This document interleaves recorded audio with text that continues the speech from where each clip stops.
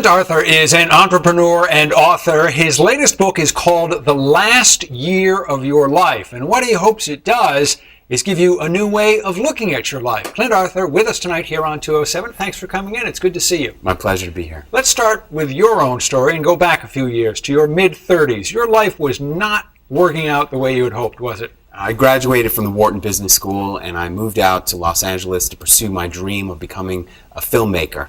And after 10 years of pursuing that dream, I was behind the wheel of a taxi earning my living. I was deep in credit card debt, and I was terrified that I was never going to be able to turn my life around. And there was one man who made a comment to you that did force you to look at your life in a different way. What did he say? This crippled old white man whose skin had turned black as coal said to me, "You don't know it yet, but you're already dead." And I thought about that and thought, what does that mean? And I couldn't figure it out, but I kept thinking about it for weeks. And then it came to be New Year's Day, and I sat down to write my list of goals for the year, and I asked myself a key question. What would I want to accomplish this year if this was going to be the last year of my life?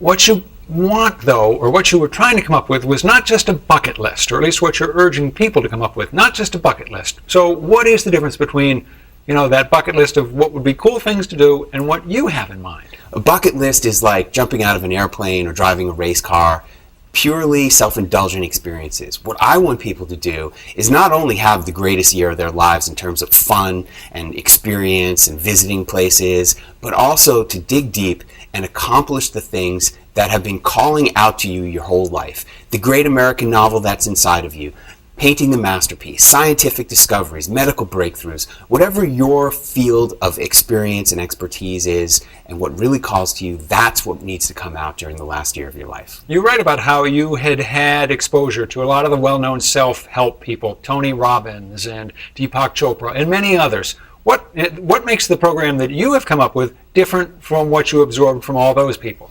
Well, I've taken the best things that I've learned, not just from name brand guys like Tony Robbins, but from 10 years of working with small men's teams and organizations.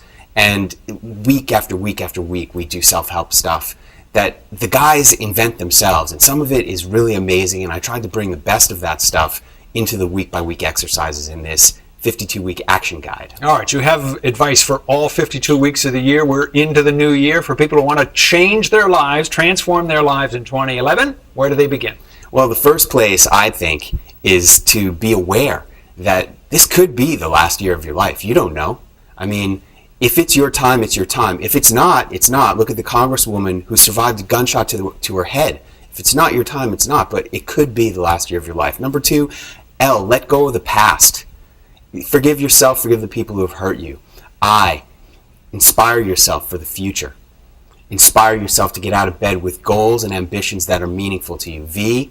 Visualize your way to achieving what you want. You have to be able to see a path of where you want to go and how to get there. And then energize yourself. You have to have energy for the journey. All of that spells alive. And if you really want to be alive in 2011, use those 5 techniques. One of the things you want to talk about, the last year of your life, backpack. The things you'd have in your backpack. What do you mean? Well, the Boy Scouts say to be prepared. So what I want people to do is say, if I was going to go on a journey through 2011, what would be the things that I really need to bring with me? Number one is your CPR. We talk about this technology in the book. It stands for Context, Purpose, and Results. It's basically your plan to inspire you and get you to where you want to go. And on that CPR, you're going to write down all the things that you really want to achieve, that you must achieve in the last year of your life. Let's say that 2011 is going to be the last year of your life. How do you want to live it? I really have been working hard for doing this experience for the past 3 years. And this year, it's time for me to write my novel. I mean, I'm scared of it, but I studied creative writing with Frank McCourt, the author of Angela's Ashes. He's been a tremendous inspiration to me, and I know I need to go back and give it one more shot to try to make it as a writer of a fiction. Again, the name of the book, The Last Year of Your Life, a personal exploration experience. We have more information on the book and on Clint. Just go to the 207 section of our website and stay with us. We're going to be back right after this.